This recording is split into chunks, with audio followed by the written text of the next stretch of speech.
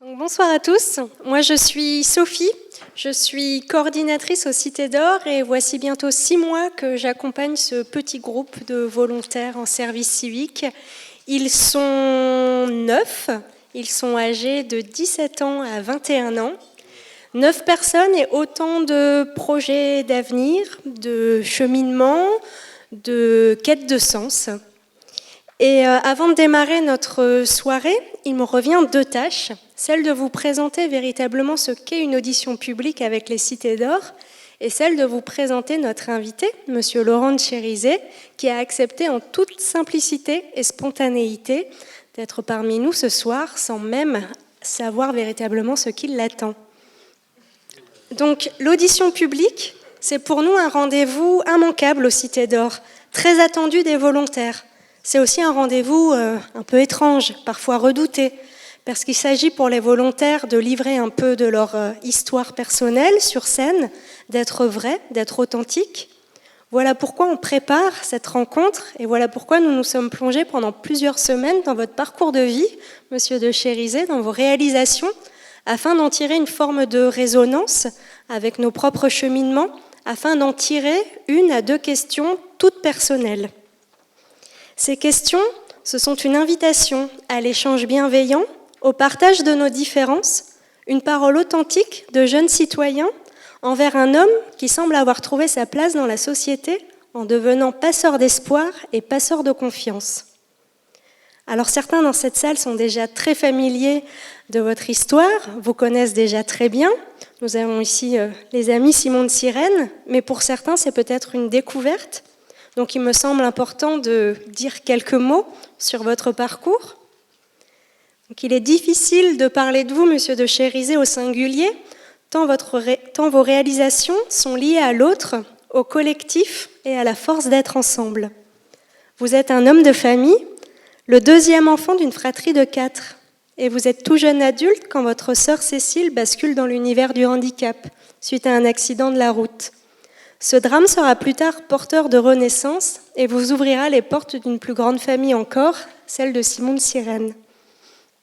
Vous êtes père de 5 enfants, que vous n'hésitez pas à embarquer en 2004 dans un tour du monde avec votre épouse, journaliste, alors que vous étiez bien installé dans votre vie professionnelle en tant que chef d'entreprise. C'est en famille que vous entamez un tour du monde, un périple de 14 mois à la rencontre des bâtisseurs d'espoir, des hommes et des femmes qui œuvrent pour un monde plus juste. Vous êtes aujourd'hui et depuis 18 ans cofondateur et porte-parole d'une grande famille, 260 membres, 25 maisons, c'est la famille Simon de Sirène. Alors certainement inspiré par l'expérience de votre sœur, vous avez su entendre la souffrance de la solitude derrière le handicap et vous œuvrez pour la création d'habitats partagés où des hommes et des femmes, certains handicapés suite à un accident de la vie, d'autres valides, s'engagent pour redonner du sens à la vie. Votre dernier livre, qui est ici en vente à la sortie de la salle, Partager peut tout changer, met en lumière l'aventure collective de Simon de Sirène et l'art de vivre ensemble. Alors ce soir, nous sommes ravis de vous compter parmi nous et nous vous proposons de découvrir un autre voyage, celui des Cités d'Or et des jeunes volontaires. Alors ce soir, nous avons Thibaut, Perline, Alaël, Sappho, Héloïse, Laura, Valmont, Maëlys et Kayela. Alors leurs questions vont s'organiser en 2 temps. Des questions qui concernent la construction, le cheminement de nos individualités. Et puis dans un second temps, nous aurons des questions qui concernent le faire face. Faire face aux défis de la vie, aux imprévus. Et donc sans plus attendre, nous allons prendre place. Et je vais passer la parole à notre première volontaire pour ouvrir cette session de questions. Je vous invite à prendre place au milieu.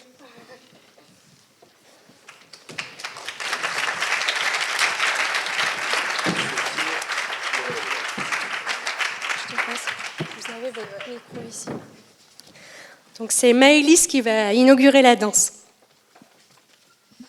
Bonsoir, moi c'est Maëlys, j'ai 17 ans et je vais vous poser ma question du coup.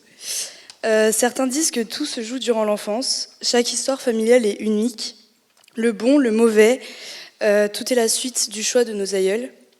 Mon histoire a commencé avec un père, une mère, un couple. Elle commence aussi par une romance ayant pris un chemin inattendu, une séparation, une enfant triste et une mère abandonnée. Mon histoire résulte de la leur et j'en pâtis encore aujourd'hui dans la totalité de mes relations. La vôtre débute autrement, peut-être avec plus de stabilité, un amour différent, des liens forts mais renforcés, puis un accident qui a tout changé. Aujourd'hui, je me demande alors quelles armes vous ont aidé à faire face aux imprévus, tout en gardant ce cocon, cette force qu'est la famille.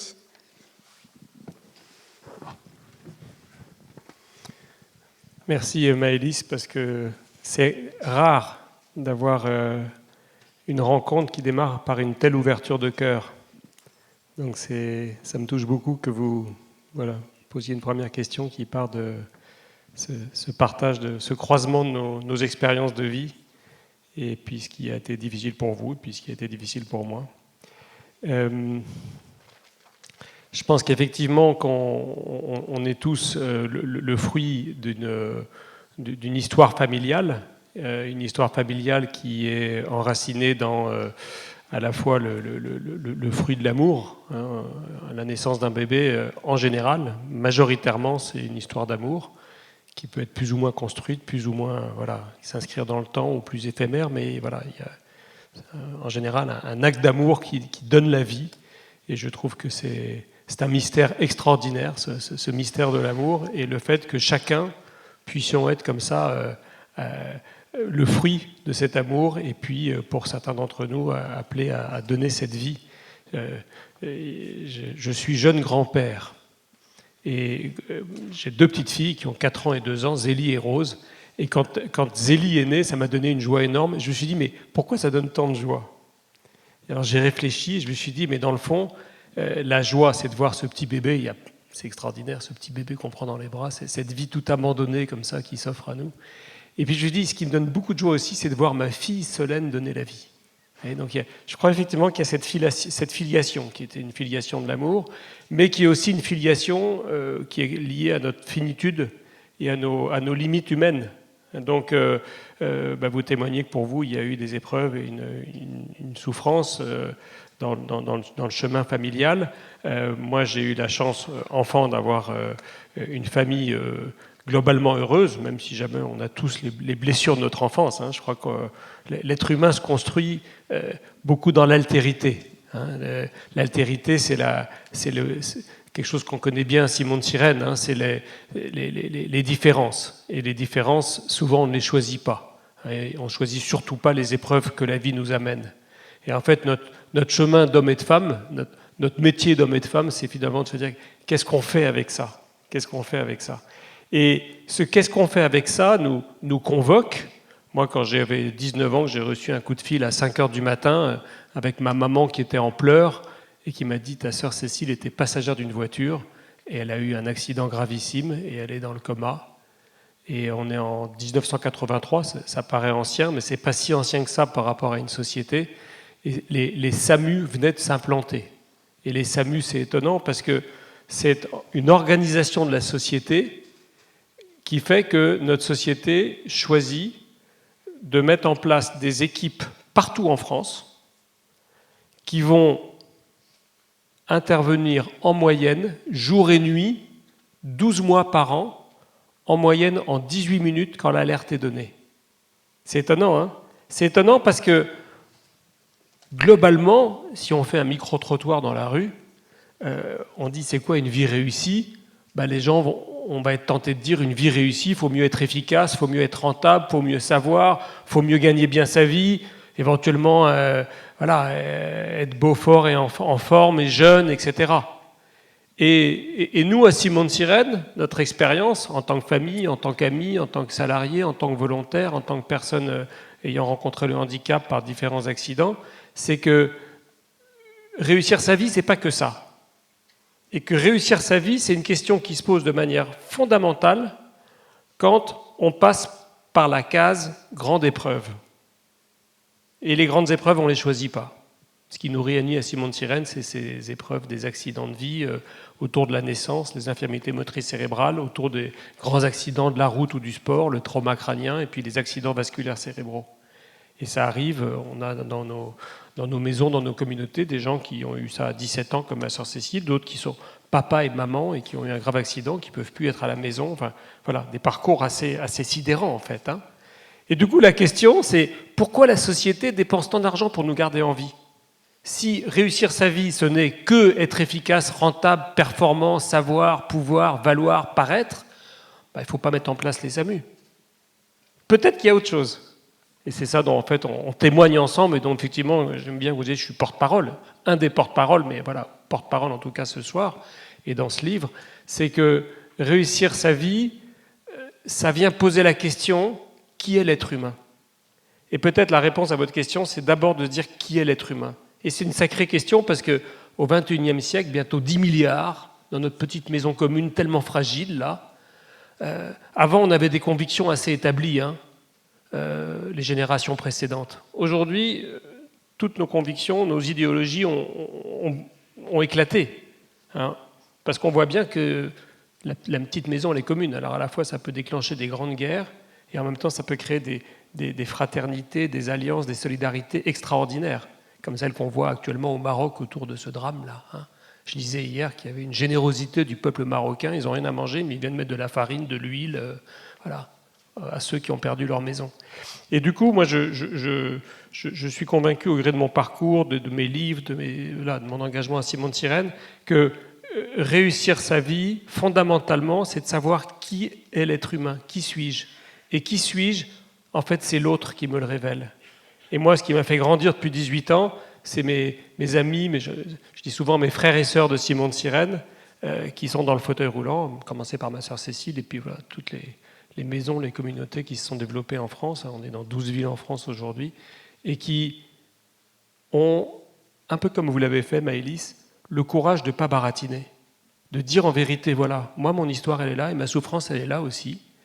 Et souvent quand on a un groupe de parole à Simon de Sirène, avec des personnes qui vivent le handicap, elles disent, moi ma plus grande souffrance c'est pas le handicap. Alors on a envie de dire, mais qu'est-ce qu'il y a de plus dur, quoi ? Parce qu'on connaît bien le handicap à Simon de Sirène, hein, il est compliqué. D'avoir besoin d'aide le matin pour se lever, pour la toilette, pour aller au WC et tout, c'est pas drôle. Hein ? Qu'est-ce qu'il y a de plus dur que ça ? Et quand on écoute, dans nos groupes de parole, les gens disent, moi, ma plus grande souffrance, plus que le handicap, c'est la solitude. Et quand on entend ça, c'est comme une clé qui dit, si ma souffrance, c'est la solitude, peut-être la joie profonde qui nous fait être humains, c'est d'avoir des amis, c'est de rencontrer l'autre, c'est de tisser des relations. L'être humain se construit dans la relation à l'autre. Et moi, je peux témoigner que tout ce qui m'a construit, c'est des relations de confiance et d'amitié. Merci beaucoup.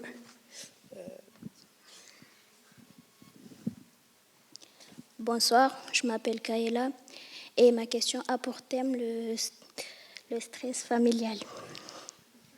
Désolée. Je viens d'une famille nombreuse où tout le monde compte sur moi. Arrivé à un moment de ma vie, j'ai décidé de partir loin de ma famille et je suis arrivée dans un pays inconnu, avec la seule pensée de réussir. Même si mes parents me soutiennent beaucoup mentalement, je porte une très grande pression en moi. J'ai peur de ne pas pouvoir accomplir ce que je suis venue accomplir ici. En retraçant votre parcours, j'ai découvert une réelle union familiale. Toutefois, ma question est, avez-vous déjà ressenti une forme de pression de la part de votre famille et comment l'avez-vous surmontée ? Je suis admiratif, hein, sincèrement admiratif. Merci. Vous nous emmenez loin, là, tout de suite, vous nous faites plonger, là, hein, dans la vraie patte humaine. C'est pas intéressant quand on se raconte que tout va bien, qu'on est plus forts les uns que les autres. Tout de suite, vous ouvrez le cœur avec vos questions, c'est extraordinaire. Hein. Merci pour votre confiance. C'est une question qui me touche parce que le handicap, c'est hyper violent pour la personne qui le vit et c'est hyper violent pour la famille. Donc la question que vous évoquez, je ne connais pas votre histoire, hein, mais j'entends qu'il y a effectivement une attente familiale très forte à travers votre parcours. Hein. J'ai en tête le film Va, vie, devient. Hein. Je ne sais pas si voilà quelque chose de cet ordre-là. Mais c'est vrai que quand familialement on est confronté à une très grave situation, une très grave épreuve de vie, d'abord ça peut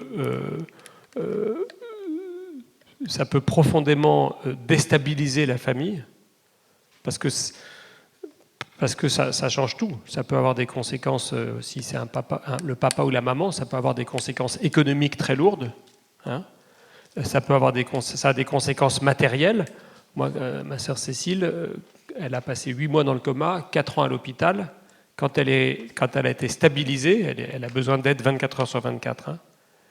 À l'époque, il n'y avait pas du tout les financements qu'il y a aujourd'hui pour l'aide humaine. Donc c'était la famille, point.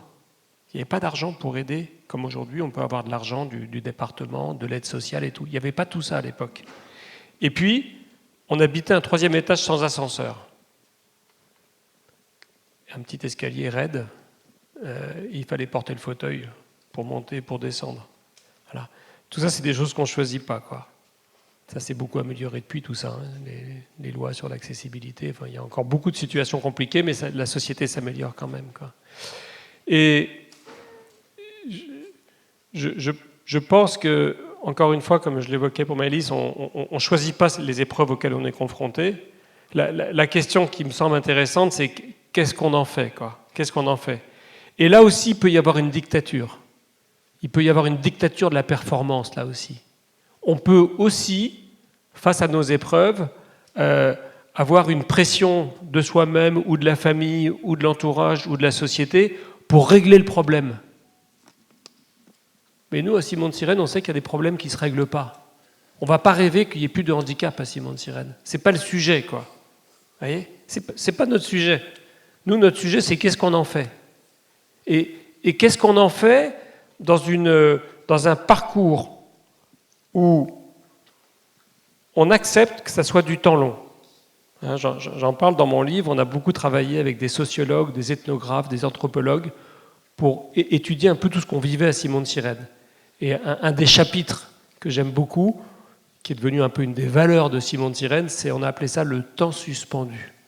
Parce que dans notre société ultramoderne, il faut aller vite tout le temps, il faut être efficace tout le temps. Nous, on ne va pas vite, on n'est pas efficace à Simon de Sirène. On est lent et ça nous fait du bien. C'est vrai ou pas ? Vous êtes d'accord avec ça ? Hein ? On dit, on va se lever pour aller se balader. Il y en a toujours un d'entre nous qui a envie d'aller aux chiottes à ce moment-là. Il y en a un autre qui n'a pas de mémoire, il oublie ce qu'on a dit qu'on allait faire. Et le troisième, au moment où on va partir, il a une crampe. Donc on a décidé de ne pas être efficace. Et en fait, ça nous fait du bien. Voilà. Donc en fait, je pense qu'on a chacun à vivre notre cheminement. Je pense qu'à la fois, c'est une tension créatrice d'avoir cette attente. Moi, c'est évident que l'histoire de ma sœur Cécile, je n'étais pas obligé de m'engager à Simon de Sirène. Intérieurement, moi, je suis très croyant. Même dans ma prière, j'avais dit au bon Dieu, mais je vais faire ça 3 ans. Puis ça fait 18 ans que ça dure. Parce qu'en fait, ça m'embarque. Et le seul petit secret que je peux vous partager, c'est de se poser la question, est-ce que ça me rend heureux ? Et ce que vous allez faire, si ça vous en rend heureux, vous continuez, et sinon, vous allez faire autre chose. Merci beaucoup.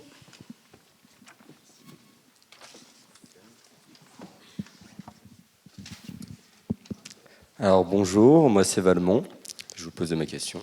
Ayant connu plusieurs types de modes de vie alternatifs, squad, ZAD, free party, tous basés sur l'autonomie et l'autogestion, je peux vous parler particulièrement du milieu de la fête libre, la free party qui représente le mieux pour moi le principe d'autogestion, le fait de s'approprier un lieu le plus souvent rural et de le rendre encore plus propre qu'à l'arrivée, où les valeurs mises en avant sont l'autonomie, l'autogestion et le respect d'autrui. À Simon de Sirène, vous avez créé un monde à part, où je retrouve des similitudes à celles de la ZAD, la coopération, l'entraide, la recherche d'autonomie, sortant du système traditionnel pesant, basé sur la performance et la concurrence. Comment peut-on cultiver son autonomie et son individualité tout en vivant dans une communauté ? Alors ça, c'est une sacrée question, ça. Ça fait 18 ans que je me la pose, et dans chaque maison et dans chaque communauté Simon de Sirène, on se la pose régulièrement. Et je pense je vais vous surprendre, mais je pense que le jour où on répondra à cette question, ça risque de tuer Simon de Sirène. Je pense qu'il y a des questions avec lesquelles il faut qu'on chemine. Et c'est dans la manière dont on chemine que ça nous donne vie. Il y a des questions qu'on doit garder un peu comme quelque chose qui nous garde en alerte. Et cette question, elle est magnifique. En fait, votre question, c'est comment on fait société. Comment on ne se laisse pas enfermer dans un système prêt à penser, où d'autres pensent pour nous. Et c'est précieux d'avoir ce désir-là.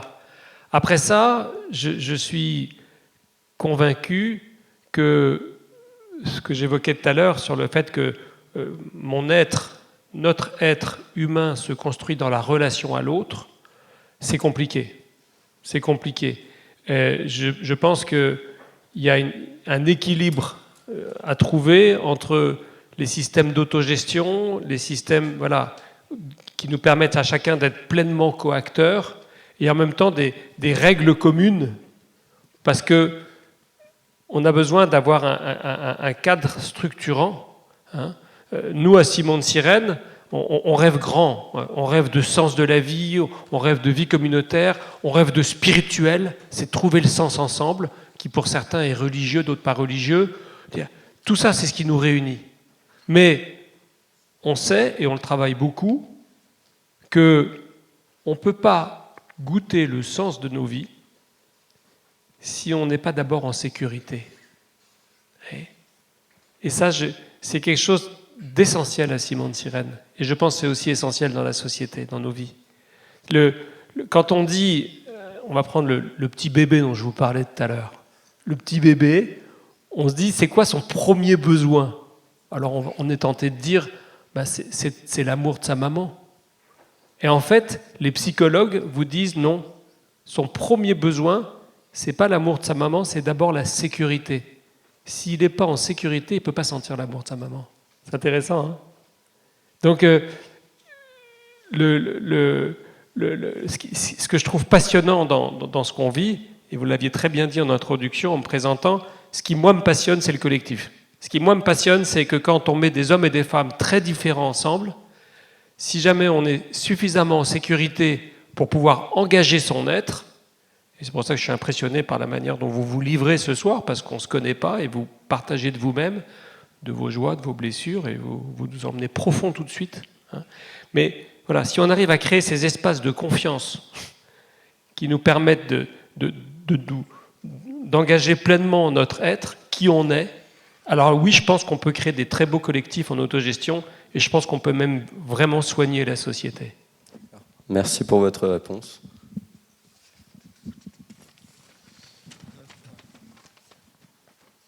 Bonsoir, moi je m'appelle Alaël et j'ai 20 ans. Je vais vous poser une question sur, à propos de l'amour qu'on donne, mais surtout de l'amour qu'on, en tout cas à mon sens, devons apprendre à recevoir aussi. J'ai passé la majorité de ma vie avec une grande volonté de donner, d'accompagner, de travailler ma présence et mon dévouement à autrui. L'amour que je portais en moi semblait ne pas avoir de limite.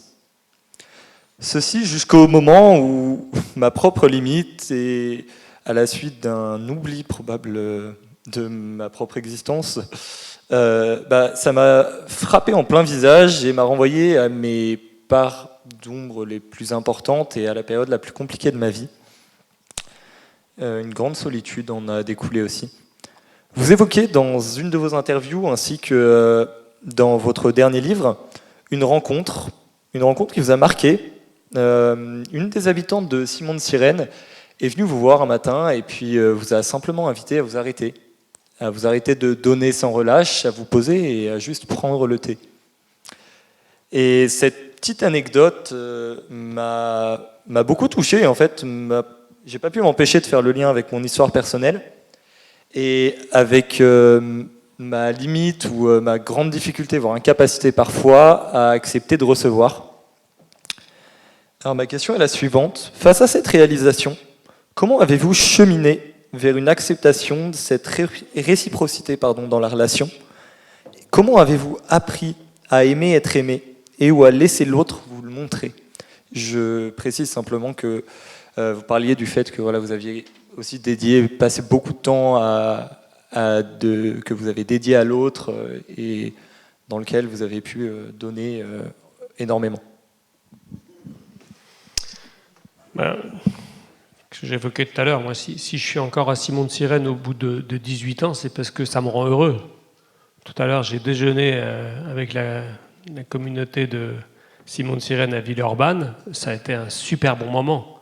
On s'est même fait un petit cadeau. On aime beaucoup les bouquets de fleurs à Simon de Sirène. Alors on s'est offert un petit bouquet de fleurs. On appelle ça dans notre culture associative le tour de bougie. En fait, on fait circuler. Alors comme on n'avait pas de bougie, là il y avait des bonbons sur la table, ça a été un carambar. Là. On a fait circuler un carambar pour que celui qui avait le carambar, que tout le monde l'écoute. Et la question qu'on s'est partagée, c'est, voilà, on est rentré, là c'était l'été, on se retrouve, qu'est-ce qui me rend heureux?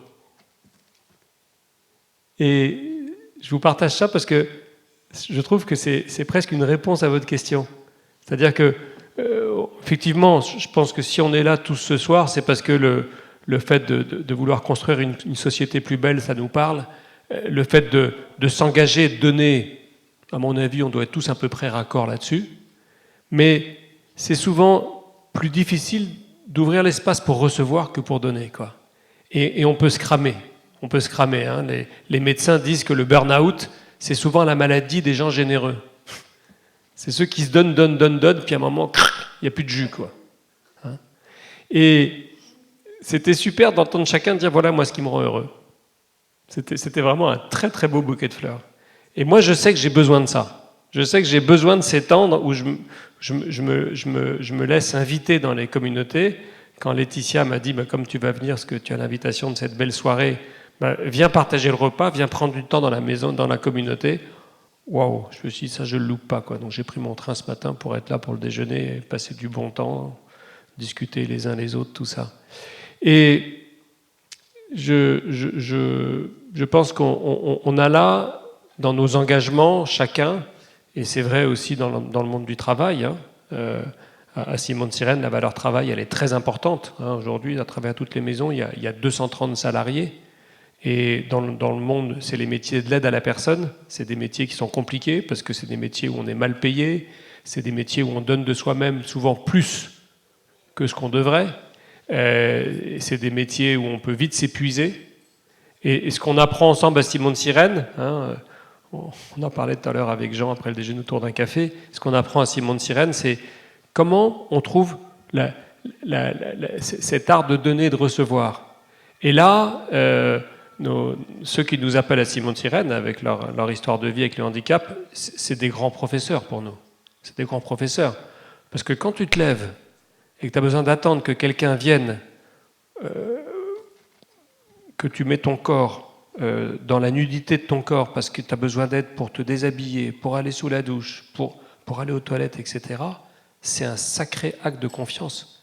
Là, il n'y a pas besoin de faire beaucoup de philosophie pour comprendre que l'homme ou la femme qui vivent ça, ils nous apprennent à recevoir, et avec une sacrée humilité. Voilà. Donc je pense que c'est précieux dans nos relations, nos rencontres, d'avoir ces espaces de je donne et je reçois. Et c'est ce qui éclaire effectivement un autre chapitre de mon livre, de ce qu'on a travaillé ensemble sur cette réciprocité dans la relation.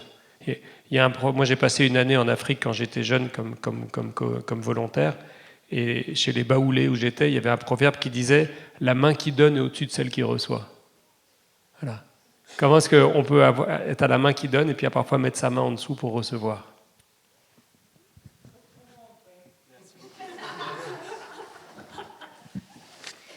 Bonjour, moi c'est Safo, j'ai 21 ans. Je n'ai pas toujours eu une sécurité financière, j'ai grandi avec une mère seule et 2 enfants. J'ai dû faire des choix dans ma vie et il m'arrive encore de sacrifier des choses par rapport à ma santé pour participer à des activités sociales. Dans le passé, j'ai dû faire des choix plus contraignants comme choisir entre des fournitures scolaires ou des produits d'hygiène. Il m'arrive aussi de laisser passer des opportunités professionnelles par peur de ne pas réussir suffisamment. Par exemple, j'ai opté pour des études en psychologie plutôt que, afin de garantir une sécurité d'emploi et subvenir à mes besoins futurs, plutôt qu'une carrière dans la couture.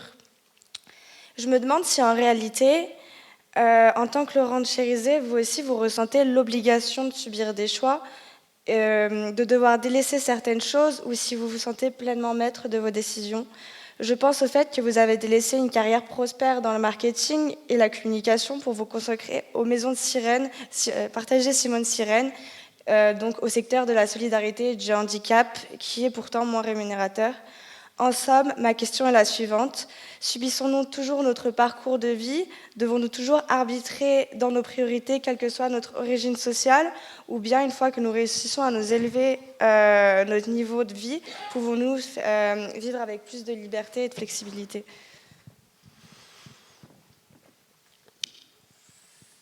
C'est une sacrée question. C'est une sacrée question parce que je pense effectivement votre témoignage, il est fort. Quand on a vécu soi-même, et surtout dans son enfance comme ça, ou dans sa jeunesse, des moments où il fallait arbitrer entre bien manger correctement et voilà, c'est sûr que on ne va pas regarder votre question de la même manière que quand on a toujours eu le ventre plein.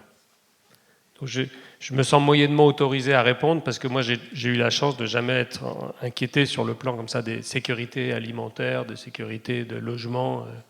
Voilà, de ce côté-là, j'ai une chance, une vie privilégiée. Hein. Maintenant,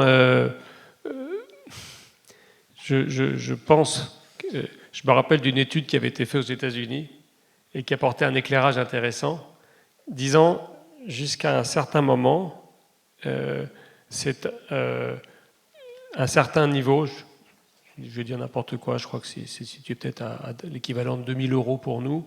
Il y a un niveau nécessaire en dessous duquel on est en insécurité sur nos besoins essentiels. Le logement, l'alimentation, l'éducation, la santé, etc. Et puis après ça, au-delà de ce niveau-là, disait l'étude, ceux qui continuent à courir pour du toujours plus étaient moins heureux que ceux qui arrivaient à se dire, ben voilà, mes besoins fondamentaux sont sécurisés, maintenant ça me permet aussi d'avoir autre chose qui me... Voilà.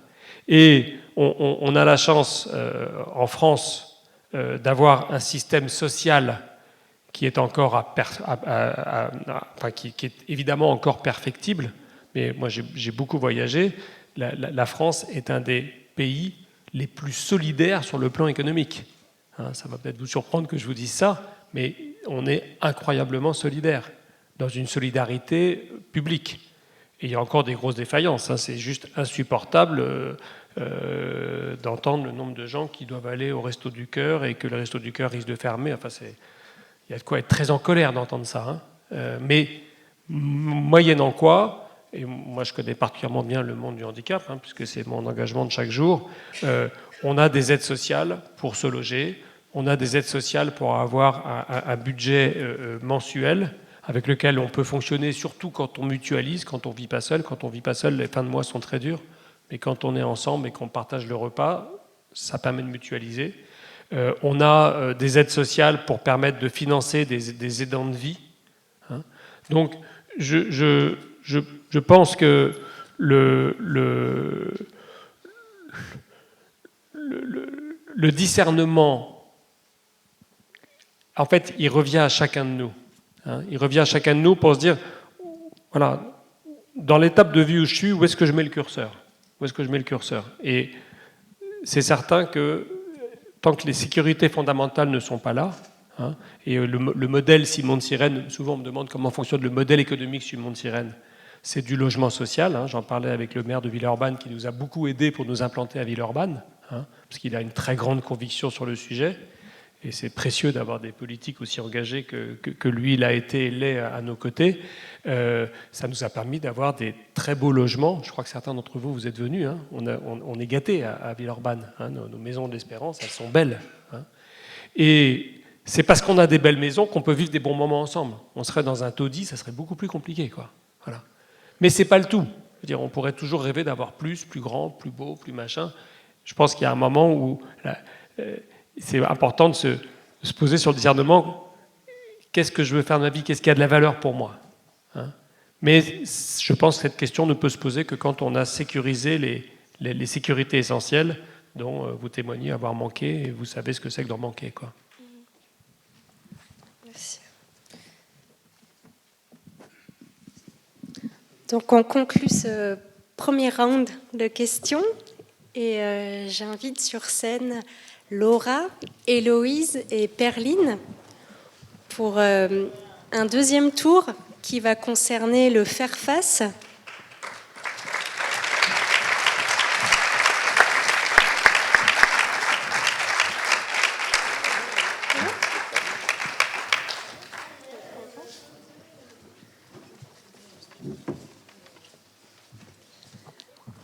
Donc, comment faire face aux défis de la vie, aux imprévus?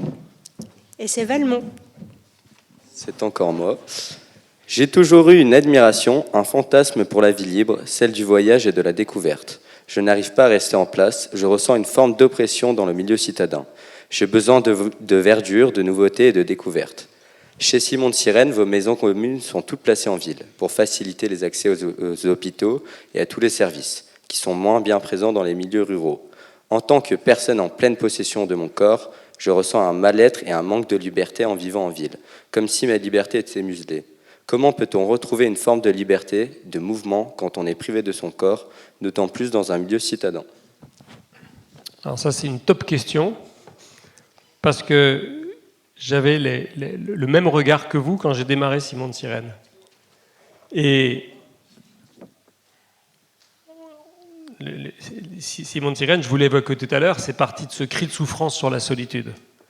Et quand on travaille ensemble, moi j'aime souvent redire, c'est notre boussole, ce cri de souffrance. Sur une boussole, il y a l'aiguille du nord, c'est le nord magnétique. Ça nous permet de jamais être perdu, de savoir toujours où on est et où on va.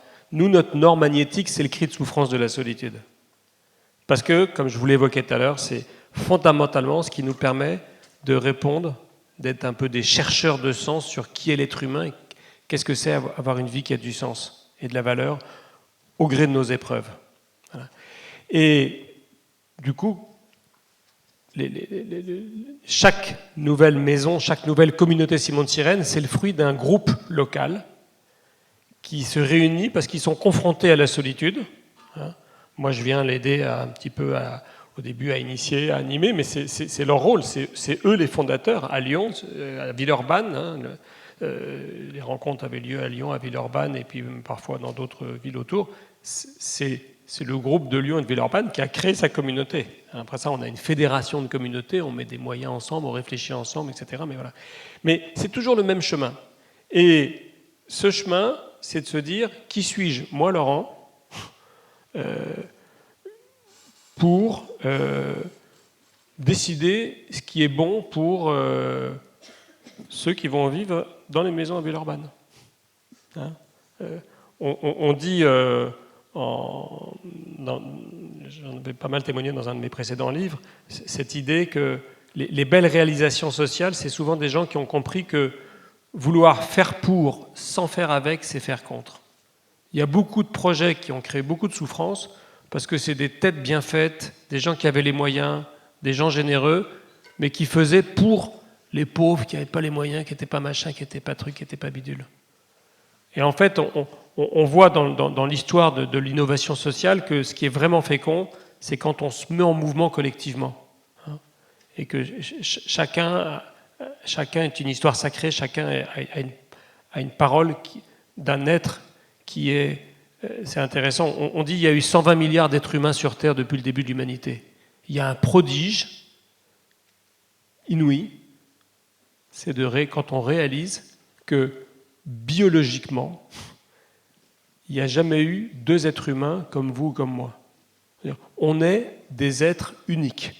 C'est incroyable ça. Il n'y aura plus jamais quelqu'un comme vous ou comme moi. Plus jamais dans l'histoire de l'humanité.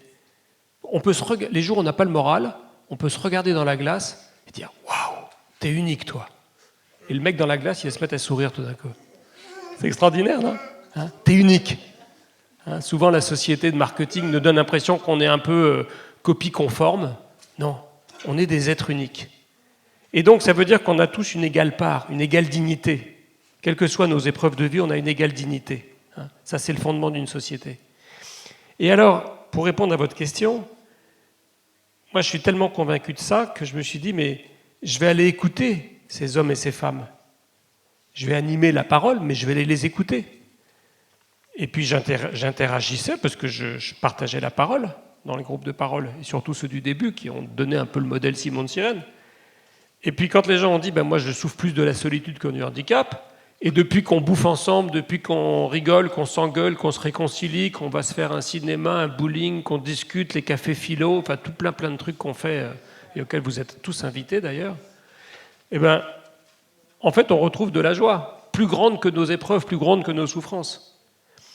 Alors super, et du coup, on se dit, mais c'est quoi votre sujet aujourd'hui? Puisqu'il y a ce groupe d'amitié chaleureux. Et les gens ont dit, mais nous, depuis qu'on est handicapés, depuis nos accidents, soit on vit à l'hôpital puis en institution, et c'est précieux parce qu'on prend vraiment soin de nous et qu'on nous a vraiment... voilà, il y a beaucoup de charité, j'ai envie de dire, dans tous les métiers soignants. Hein. On tape sur l'hôpital, mais c'est des temples de la charité, les hôpitaux. Tout est fait pour le patient, hein, pour prendre soin. Mais il y a un moment, on a envie de rentrer chez soi. Et quand on rentre chez soi, les témoignages des personnes handicapées, c'est de dire « je crève de solitude ». Alors nous, on s'est dit, en fait, c'est très simple, on va faire du chez-moi, chez nous. Donc dans nos maisons, chacun a son studio, sa kitchenette, sa salle de bain. Et puis, il y a des grands salons salle à manger cuisine dont on est tous co-acteurs, chacun comme on peut. Alors quand j'ai entendu ça, je me dis « waouh, c'est génial ce truc-là ». Et comme moi, je suis valide, et à l'époque, j'étais jeune et en pleine forme, c'était il y a 18 ans, pas plus jeune qu'aujourd'hui en tout cas, eh bien, je disais, c'est super votre truc. On va faire ça à la campagne, il y aura des chevaux, des petites fleurs, des machins. Exactement ce que vous disiez. Puis là, il y a Étienne qui me regarde et qui me dit « non, ça c'est ton rêve de valide. Si tu nous mets à la campagne, tu nous rajoutes un handicap. » C'est clair, net, précis. Parce que quand on a un fauteuil électrique, la campagne c'est sympa de temps en temps, mais on a juste envie de ne pas crever de solitude. Donc on a envie d'être près du transport en commun, près des commerces, près des associations, près des autres, près des gens, parce qu'on sait qu'on ne peut plus être efficace et rentable et qu'on se construit dans la relation à l'autre. Merci pour votre réponse. Merci. Bonsoir, je m'appelle Laura et ma question va porter sur la mobilité et le climat. Dans votre livre « Passeurs d'espoir », vous avez mentionné un tour du monde que vous avez entrepris en famille. J'aspire à vivre une expérience similaire dans le futur, car j'ai depuis longtemps le projet de voyager en van. Pour moi, le van offre cette liberté, cette indépendance presque totale que je recherche. J'aimerais même pouvoir en faire un mode de vie. Mais il est difficile de nier notre empreinte carbone due à nos déplacements lorsque nous voyageons, d'autant plus que notre génération doit faire face à l'urgence climatique. J'aimerais donc savoir si votre tour du monde était à refaire, comment conjugueriez-vous vos envies de liberté et de voyage avec la culpabilité qui peut en découler ? Ah oui, alors ça c'est une sacrée question aussi. Pour la petite histoire, donc on rentre, en fait on est parti et on avait signé avec France Télévisions 8 heures de film. 8 heures de film en télévision, c'est une énorme commande. Ça a été 14 mois de boulot acharné. On a fait 800 heures de tournage, on rencontrait des gens passionnants. Notre pitch, c'était, moi j'avais été voir le patron de France Télévisions à l'époque, Patrick de Carolis, et je lui ai dit voilà, on va partir. Ma femme est journaliste, moi je suis dans le métier de communication, on va travailler en équipe. Et comme nos enfants sont jeunes, à l'époque ils avaient entre 5 et 12 ans, on n'a pas envie qu'ils se laissent tirer vers le bas avec l'idée d'une société où dès qu'on allume les écrans, on a l'impression qu'il n'y a pas de futur, quoi. Que tout va aller mal, que ça va être sordide, l'horreur épouvantable et qu'il faut mieux même plus avoir d'enfants d'ailleurs. Hein, il y a des gens qui pensent ça aujourd'hui, quoi. Une espèce de peur de la vie, quoi. Hein. Et nous, on a envie d'aller voir. On a envie d'aller voir avec le regard de nos enfants. Et on va aller voir des hommes et des femmes qui vivent dans ces bidonvilles, qui vivent dans ces régions où il n'y a pas d'eau, qui vivent dans cette région, dans ce pays où il y a eu un génocide, voilà, qui sont confrontés au grand drame de l'humanité qu'on voit quand on allume le journal télévisé, sauf que le journal télévisé, il s'arrête avec l'horreur. Et c'est super important, hein, c'est la dignité du journaliste. La dignité du journaliste, c'est d'être la voix des sans-voix. Hein, les pays totalitaires, vous allumez la télé, tout va toujours bien. C'est important ça. Hein. Nous, c'est le totalitarisme inverse, c'est-à-dire que tout va toujours mal. Et c'est complètement angoissant et étouffant. Et donc on s'est dit, on voudrait remettre la balance. On voudrait voir cette force de vie à laquelle on croit et dont on est tous co-acteurs, qui est ce que j'appelle le couple menace-opportunité.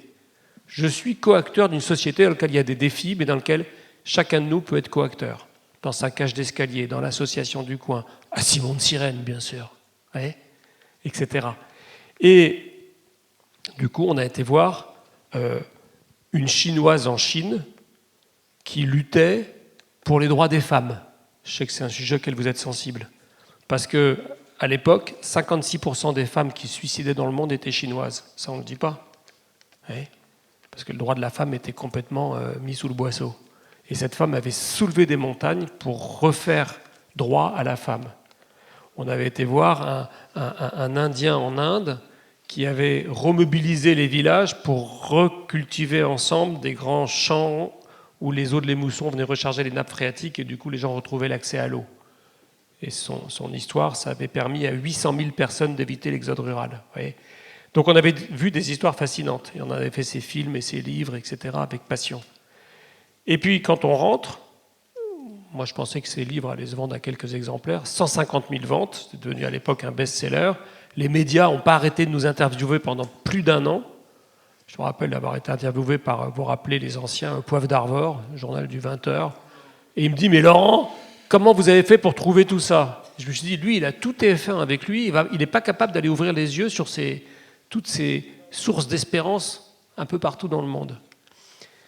Et puis, tous les jours, on recevait des centaines de mails de lecteurs qui nous disaient oh, « c'est de l'oxygène, ça nous fait du bien, merci d'avoir partagé ça et tout ». Puis un jour, j'ouvre un mail, et là, je me fais agresser dans le mail par quelqu'un qui me dit « et votre empreinte carbone ?» Je vous jure que c'est vrai. Hein. Eh bien, cette histoire, ça remonte à il y a presque 20 ans. Vous allez être impressionnés, mais il y a 20 ans, je ne savais pas ce que c'était l'empreinte carbone. C'est-à-dire que c'est facile de faire le procès de la génération précédente. Mais il faut avoir conscience qu'il y a 20 ans, nous n'avions pas, sauf des milieux très éclairés, hein, des Alain Dumont, etc., qui essayaient de nous alerter, mais le grand public dont je faisais partie n'avait pas conscience de tout ça. Aujourd'hui, il n'y a pas un jour où on ne nous en parle pas. Donc c'est notre affaire collective, mais à nous tous, aujourd'hui. Hein. Et je pense que chacun de nous, on ne peut pas se dire c'est aux autres de le gérer. Je pense qu'on a tous notre part de responsabilité. Donc peut-être aujourd'hui, s'il me fallait refaire ces voyages, aujourd'hui, moi, mon voyage, ça a été de prendre le TGV pour aller de l'Essonne où j'habite à venir passer la journée à Villeurbanne. Donc en TGV, bon, normalement, on se dit ça va à peu près, quoi. Mais je ne sais pas aujourd'hui comment je ferais ce voyage reportage autour du monde. Au minimum en compensant l'empreinte carbone et puis peut-être avec des moyens de transport alternatifs. Je suis convaincu dans mon expérience d'entrepreneur économique puis social que la grande promesse de l'humanité, c'est quand on se fait confiance, chaque menace peut ouvrir des véritables opportunités. Voilà. Je suis convaincu qu'on a une capacité collective à répondre. Je pense que c'est à la fois l'alliance de nos responsabilités individuelles et aussi des grands choix politiques qui vont guider notre société. Merci pour votre réponse. Bonjour, je m'appelle Héloïse et je suis actuellement en service civique aux Cités d'Or. Avant d'intégrer cette association, lors de mes recherches pour trouver un service civique, j'étais attirée, comme beaucoup d'autres jeunes de mon âge, par la possibilité d'un voyage humanitaire à l'international. On m'a alors proposé une offre. On m'a proposé de partir en Inde dans une école pour sensibiliser ses élèves à l'égalité homme-femme, donc un sujet qui me touche beaucoup ici. Mais cette offre, elle m'a un petit peu dérangée, parce qu'elle m'a posé question. Je suis une femme blanche, occidentale, autrement dit, j'ai accès à différents types de privilèges. Pourquoi proposer ce travail à une personne occidentale et non à une femme indienne consciente des enjeux de son pays ? Serait-ce un vestige d'une pensée coloniale où les Occidentaux, qui d'ailleurs posséderaient la morale et l'éthique universelle, seraient missionnés d'être des sauveurs, voire des éducateurs ? Je n'ai pas abandonné mon projet de voyage à l'international pour autant, et j'ambitionne de travailler dans le monde de la solidarité. Et cette idée de justesse dans mon engagement, c'est une valeur qui est très importante pour moi. Vous avez effectué en 2004 ce voyage autour du monde dont vous nous avez déjà un petit peu parlé. dans plusieurs pays différents et vous étiez dans une toute autre dynamique allant à la rencontre d'acteurs locaux. Durant votre voyage, comment avez-vous réussi à concilier votre identité occidentale et vos actions à l'étranger? Et comment avez-vous trouvé une forme de justesse dans votre engagement durant cette expérience passeur d'espoir, mais aussi dans votre quotidien? Vous touchez là, je l'ai évoqué un peu tout à l'heure, à une loi de la vie essentielle à mon sens, qui est ce que j'ai évoqué tout à l'heure dans ce mot un petit peu compliqué, cette loi de l'altérité. L'altérité, c'est quoi? Dans altérité, on entend l'autre. Je reprends la boussole Simon de Cyrène. Je souffre de la solitude parce que profondément, je suis fait pour rencontrer l'autre. Et par nature, l'autre est différent. Et c'est toute la richesse. J'évoquais tout à l'heure ce cadeau incroyable de pouvoir être co-créateur de la vie en donnant la vie dans un acte d'amour. Eh bien, pour ça, il faut oser l'altérité. Il faut oser l'altérité. Et l'altérité, on la connaît bien à Simon de Cyrène, c'est une altérité compliquée parce que le handicap nous rend différents et que souvent le regard de l'autre est gêné parce que ça nous renvoie le fait qu'on est fragile, le fait qu'on est différent. Donc on est confronté à cette altérité-là. Elle peut être douloureuse, l'altérité, et en même temps on fait l'expérience, et beaucoup de gens qui viennent partager du temps dans nos maisons, dans nos communautés, que quand on prend le temps de se rencontrer, on dépasse la peur de la différence, la peur du fauteuil, la peur du corps blessé, et très vite après, on oublie, parce qu'on rencontre Anne-Laure, Xavier, Myriam, enfin voilà, tous nos amis. Et que ce qui est intéressant, c'est de rencontrer les personnes. Alors, cette question effectivement, nous, notre ligne éditoriale, pour Passeur d'espoir, ça a été de dire, nous avons envie, en tant que journalistes, d'apprendre de ces sources de vie qui jaillissent partout dans le monde. Et nous croyons, et moi j'ancre ça vraiment dans mon espérance chrétienne, de croire que tout être humain vit une égale dignité, tout être humain est source de vie, tout être humain est capable de faire jaillir la vie de l'audace de l'altérité. Et cette loi de la vie, c'est ce qui nous fait être humains ensemble. C'est ce qui fait que ce qui nous réunit, ce qui nous rassemble, est plus grand que ce qui nous divise. Or, aujourd'hui, le défi, c'est qu'on a l'impression que ce qui nous divise est plus grand que ce qui nous rassemble. Et ça peut donner envie à des choses qui, pour moi, sentent très mauvais, qui s'appellent le populisme, l'identitaire. On construit des murs pour se protéger des autres différents, etc. Quand j'étais jeune, il y avait le mur de Berlin.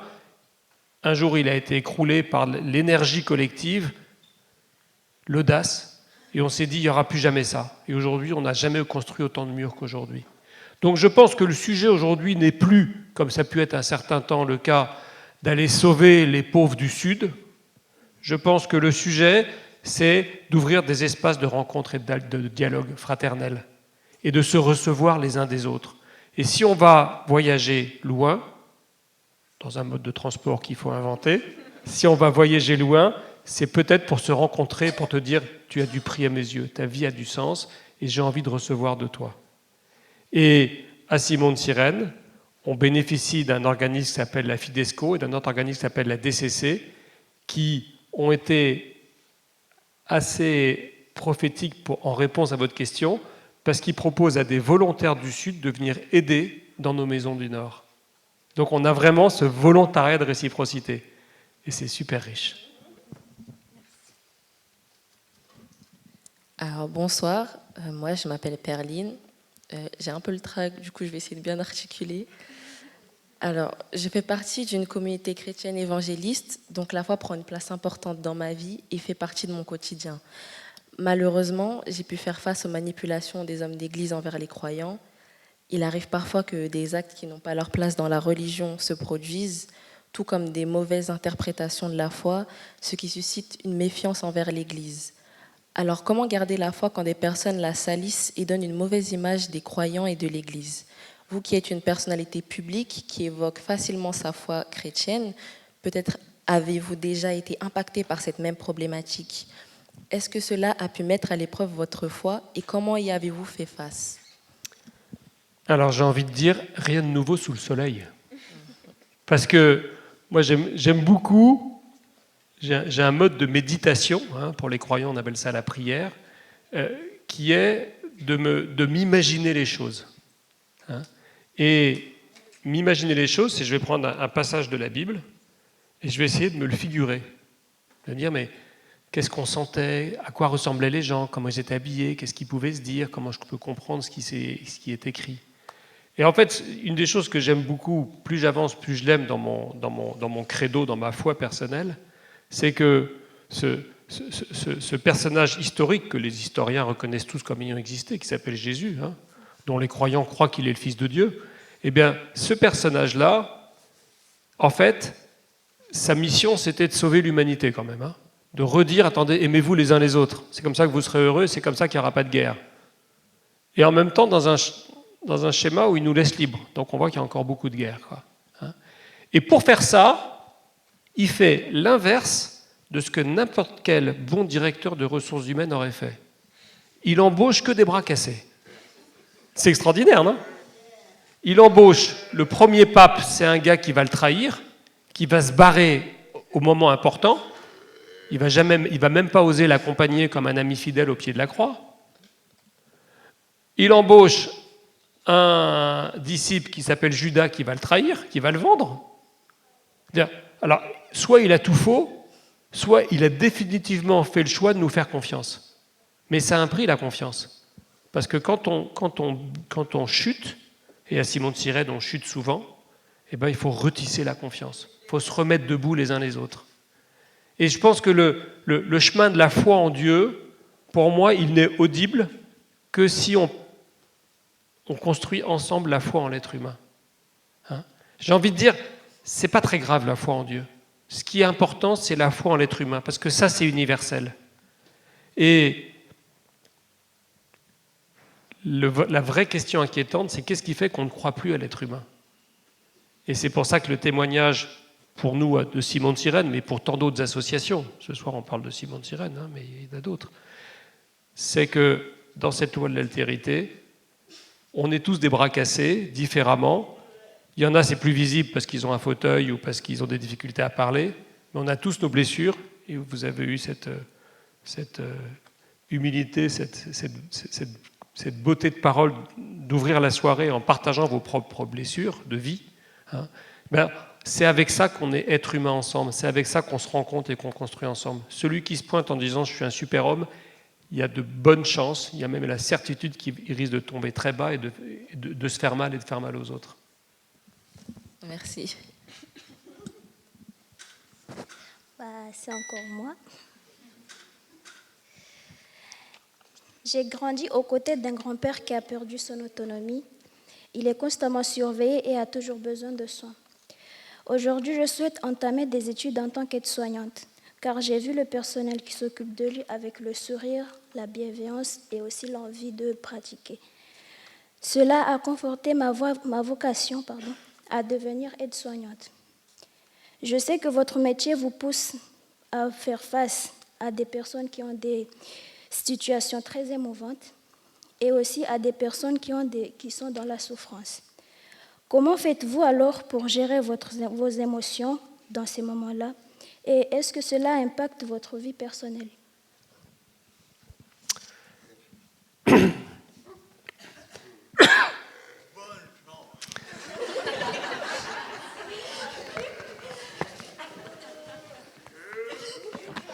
Je vois Xavier qui se marre devant moi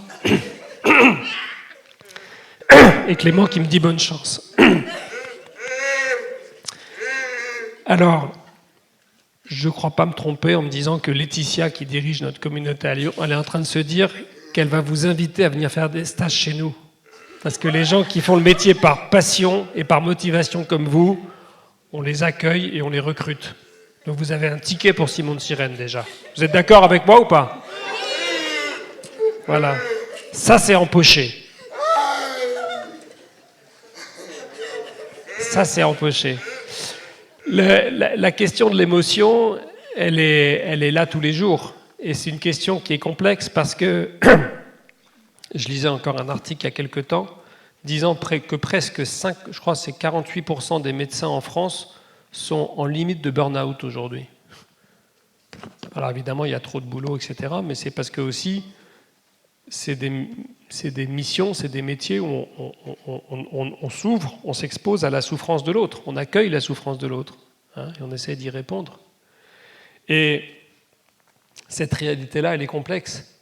Et elle est aussi au cœur de nos réflexions à Simon de Cyrène, parce qu'on se dit, la réponse à cette question, elle est majeure, mais elle n'est certainement pas de se couper de ses émotions. Et encore moins de se couper de la relation. On refuse une prise en charge. D'abord, j'aime pas le mot charge, parce que la personne handicapée, la personne malade, c'est pas une charge. C'est une charge pour elle, mais c'est pas une charge pour la société. Pour la société, c'est quelqu'un qui nous unifie dans ce chemin de confiance.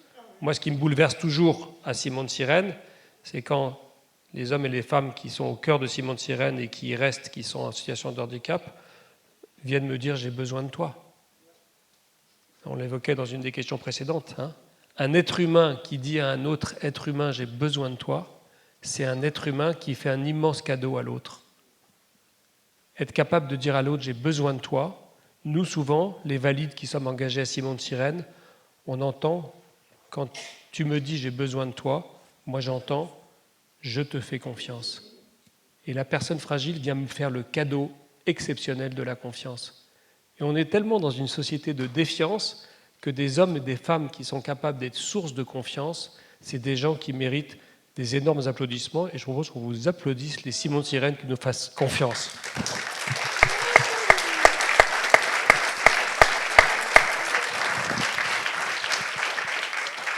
Et je pense que ce terreau de la confiance, c'est ce qui nous permet d'avoir un juste rapport à nos émotions et à apprendre ensemble, et c'est du quotidien, à gérer ces émotions et à gérer nos relations. Hein. Et là aussi, le collectif est essentiel, parce qu'on passe beaucoup de temps en relecture, en travail collectif, en formation, en réflexion, parce que c'est jamais gagné, mais c'est jamais perdu non plus. C'est vraiment une affaire qui se tisse chaque jour, c'est de la haute couture. Merci. Du coup, c'est encore moi, la fille qui a le trac, du coup. Je vais clôturer, du coup, avec ma dernière question. Du coup, c'est un peu plus tranquille. Ouais. Je suis quelqu'un qui a toujours besoin de se ressourcer, de changer les idées avec des activités créatives, comme l'art, apprendre la guitare ou même apprendre des langues, des choses que j'apprends en autodidacte, donc qui me demandent du temps et un certain investissement personnel. Je voudrais devenir illustratrice et comme vous, sans doute, j'ai choisi un métier de passion. Mais la passion peut virer au surmenage quand on ne met pas de limites. On vous voit beaucoup travailler dur, vous déplacez partout en France dans les différentes maisons partagées. Mais avez-vous des temps de respiration et quelles ressources utilisez-vous pour vous préserver du surmenage ? Alors, moi j'ai une botte secrète. Botte secrète, c'est un secret qui permet de garder cet équilibre-là. Et ma première botte secrète, c'est que ça fait 33 ans que je suis amoureux de Marie-Hélène. Et Marie-Hélène, c'est ma mesure. C'est ma mesure parce que c'est souvent elle qui me dit « Laurent, là, t'es crevé, il faut que tu calmes le jeu. » quoi. Hein. Ou alors, quand elle voit que j'ai pas mal géré mon agenda parce que j'ai 3 déplacements dans la semaine, voilà. Alors parfois, ça m'énerve qu'elle me le dise, mais après ça, je me dis « Mais en fait, elle avait peut-être raison. » Alors je regarde quand même un peu mon agenda. Voilà. Donc ça, c'est vraiment une botte secrète. Hein, c'est son d'équilibre. On appelle ça le devoir d'État. Hein. Aujourd'hui, mes enfants, ils ont tous quitté la maison, ils sont tous adultes, mais pendant des années, ils étaient à la maison et je savais que c'était mon devoir d'État, que c'était le plus important, avant Simon de Cyrène. Hein. Donc je pense que c'est important de bien réfléchir, de nommer quel est mon devoir d'État dans ma réalité de vie, qui n'est pas la même quand on a 20 ans, 40 ans, 60 ans, qui n'est pas la même quand on est étudiant ou salarié, qui n'est pas la même quand on est en situation de handicap ou quand on est valide. Voilà, chacun a son histoire propre, hein. Chaque être humain est unique. Mais je pense que c'est une botte secrète qui est essentielle, mon devoir d'État et ceux avec qui je vis. Les personnes avec qui je vis, mes frères et sœurs, de ma famille, hein, mon conjoint quand je suis marié ou en couple, mais aussi à Simone-Sirène dans les maisons, mes frères et sœurs de maison, ceux avec qui j'habite, je partage, sont des excellents régulateurs. Souvent, ce que moi je ne vois plus, les autres le voient. Hein. Donc ces temps d'échange, de partage sont essentiels. Hein. Et puis, moi j'ai une deuxième botte secrète que je vous ai partagée parce qu'elle est essentielle pour moi, c'est que quand j'avais 26 ans, j'étais parti à fond après une école de commerce dans la publicité, etc. Et je me suis rendu compte un soir que ça ne me rendait pas heureux en vacances. Et j'ai eu besoin de rejoindre un peu ma culture d'enfance, qui était une culture chrétienne. Et en vacances, on a le temps. Et là, j'étais sous un ciel étoilé, dans une belle nature. Et j'ai eu envie de faire quelque chose que je n'ai pas fait depuis très longtemps, qui était de retenter de prier. Je ne savais pas très bien comment faire. Et comme je me rappelais d'une prière d'enfance qui était Notre Père, en disant Notre Père, j'ai senti mon cœur se dilater d'un amour incroyable. Et tout d'un coup, j'ai expérimenté qu'il y avait une source d'amour. Et ça, ça m'a amené à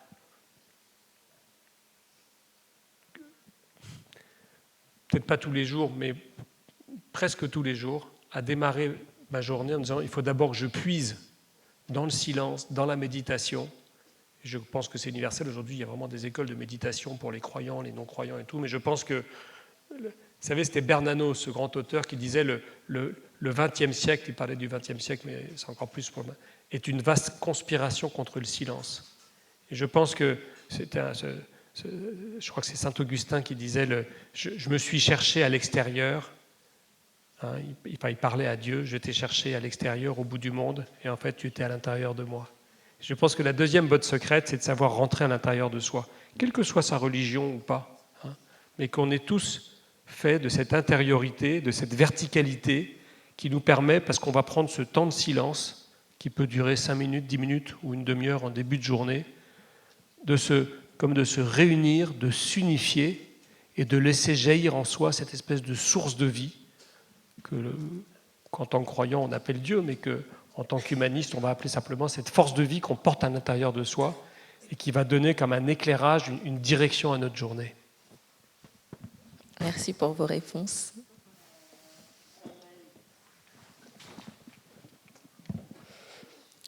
Difficile de conclure après ça. Merci, les volontaires des Cités d'Or, pour votre générosité et votre authenticité. Merci à vous, Laurent, pour votre écoute.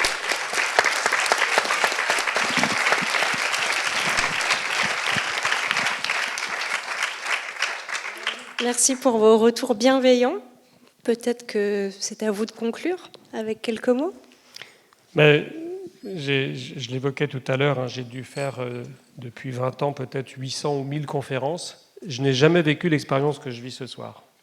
Je n'ai jamais vécu une rencontre préparée avec autant de finesse et de profondeur.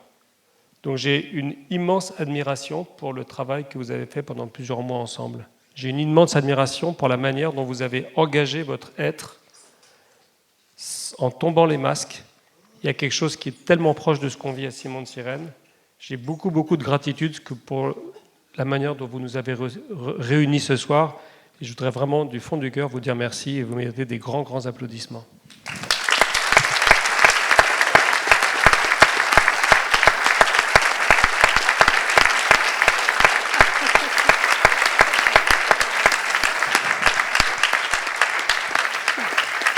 Laetitia, on les embauche tous à Simone-Sirène, non ? J'ai l'impression que Sarah est d'accord. Voilà, en tout cas, vous êtes tous bienvenus pour venir partager des repas, pour venir partager des moments de fraternité.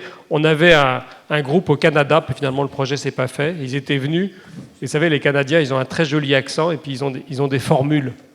Ils nous ont dit, en fait, ce que vous avez appris à Simone-Sirène, vous avez appris à frérer. Voilà. Donc, je vous invite à venir frérer avec nous dans nos maisons Simone-Sirène. Frérons donc.